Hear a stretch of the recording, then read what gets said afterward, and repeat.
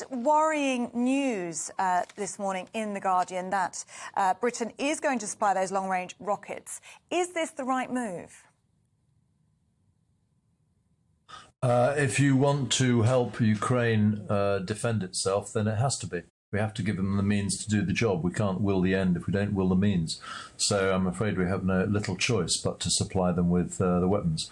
And to go back to what Chris Akabusi was saying earlier, they go with the condition that they are not allowed to be used to strike into Russia.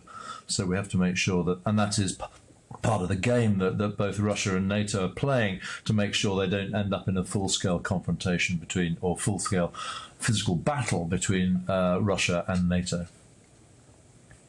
Caveat, the rhetoric's being ramped up automatically from the Kremlin, and this is also in response to the Americans supplying similar weapons, these HIMARS, which are multiple launch rocket systems, and the sort of language that we're hearing. I mean, we've seen it before, but we can't be dismissive of what we're hearing from the Kremlin in response to this supply. No, you can't be dismissive of it. We've seen it before. It's exactly what we'd expect. And it's a bit like the old nuclear weapons and chemical weapons. The mere threat to use them is actually a use, because what you're trying to do is paralyze your opponent into inactivity. And you saw in Chris Akabuki's response there of how concerned he is, that's exactly the response that Putin wants to get.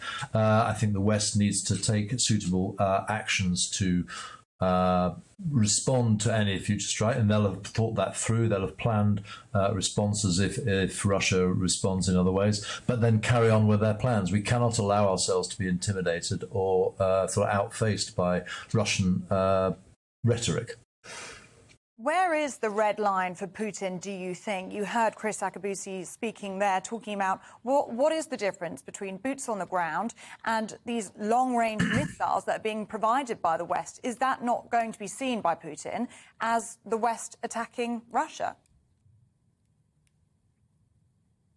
Well, he could come up with that line if he wants, but and indeed he may well do that. But I go back to my original start point. If we are in there to support Ukraine, we should be allowed to. We are allowed to supply them with weapons, and there is actually a big difference between us supplying the weapons and actually being there on the ground doing the fighting and pulling the triggers. So there's a big difference. Is this an acknowledgement by the West that Ukraine is struggling to keep up with Russia's military arsenal?